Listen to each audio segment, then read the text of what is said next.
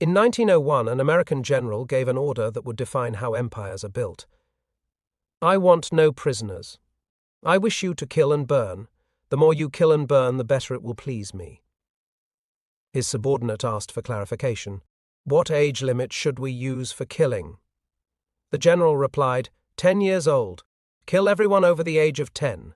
This order is documented. It's in the official United States Senate records. It happened. And the war where this order was given has been almost completely erased from American history books. Today we're talking about the Philippine-American War, the war crime that turned America into a global empire. And by the end of this video, you'll understand exactly why they don't want you to know about it. Let's go back to 1898. The Spanish-American War had just ended. America had liberated Cuba, Puerto Rico, Guam, and the Philippines from Spanish colonial rule. At least that's what Americans were told.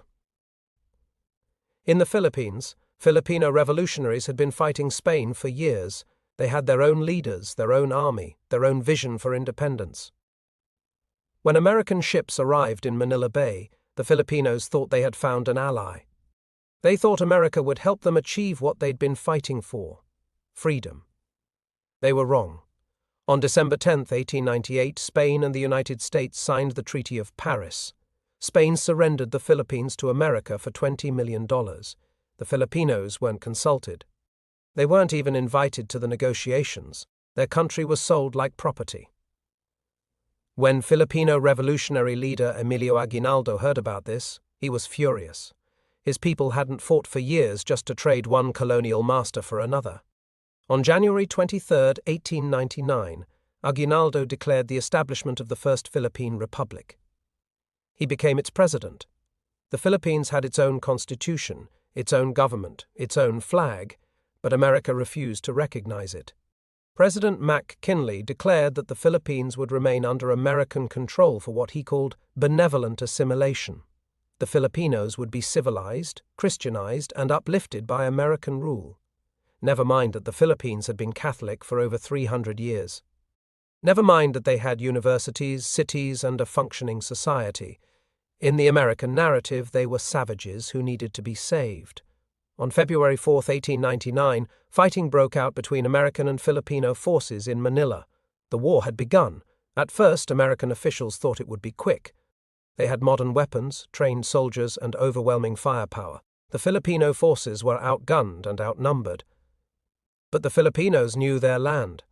They knew the jungles, the mountains, the villages. They switched to guerrilla tactics, ambushes, hit and run attacks, blending into civilian populations. And this is where everything went dark. American soldiers couldn't tell the difference between civilians and combatants. Or more accurately, they stopped trying.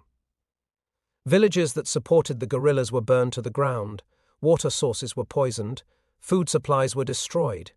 Entire populations were forced into concentration camps called reconcentration zones. If that term sounds familiar, it should. The Spanish had used these camps in Cuba. The British would later use them in South Africa during the Boer War, and the Nazis would perfect the model decades later. But America used them first in the Philippines.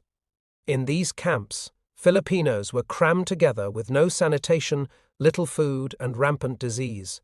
Thousands died, not from bullets but from starvation, cholera, and dysentery.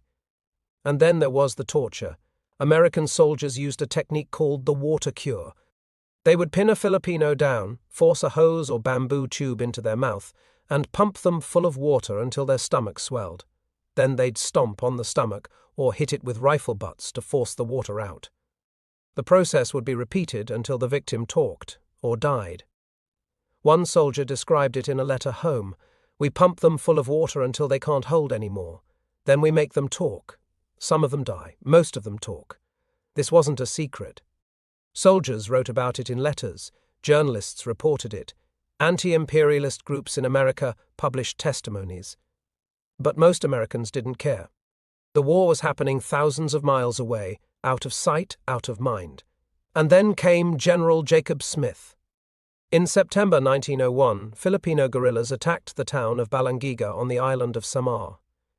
They killed 48 American soldiers in a surprise assault. It was one of the worst American defeats of the war. The U.S. military response was swift and brutal. General Smith was sent to Samar with explicit orders to turn the island into a howling wilderness. He told his subordinate, Major Littleton Waller, "I want no prisoners. I wish you to kill and burn. The more you kill and burn, the better it will please me." Waller asked, "What age limit do you want for killing?" Smith replied, 10 years old. Everyone over 10 is capable of bearing arms." What followed was systematic extermination. Villages were burned, civilians were shot on sight. Anyone who ran was assumed to be guilty.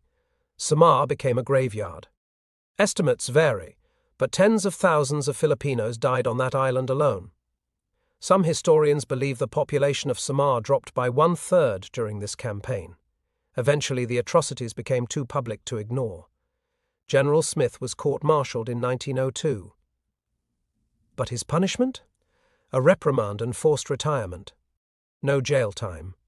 No disgrace. He returned to the United States and lived comfortably until his death.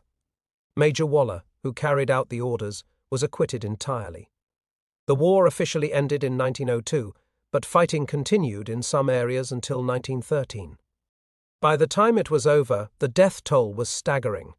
Conservative estimates put Filipino civilian deaths at 200,000.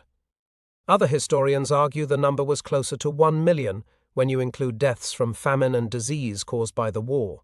American casualties were around 4,000 dead and 3,000 wounded.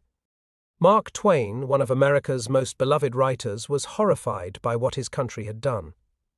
He wrote, "We have pacified some thousands of the islanders and buried them, destroyed their fields, burned their villages, and turned their widows and orphans out of doors. But here's the thing. This war worked.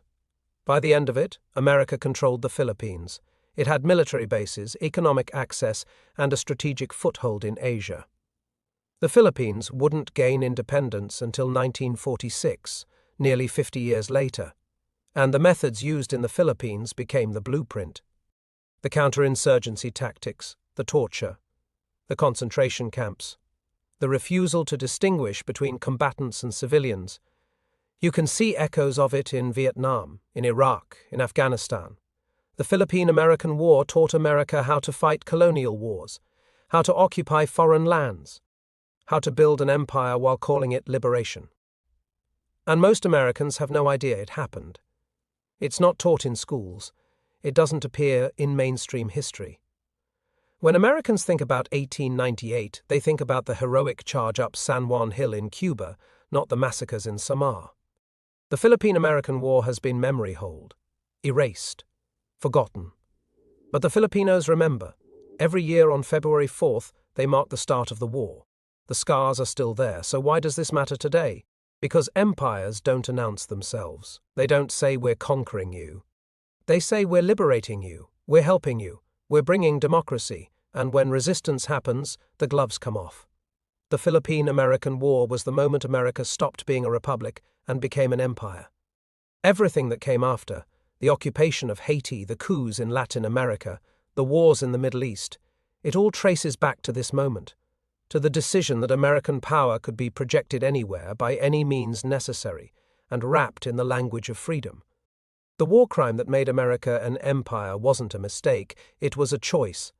And the fact that most Americans don't know about it, that's a choice too.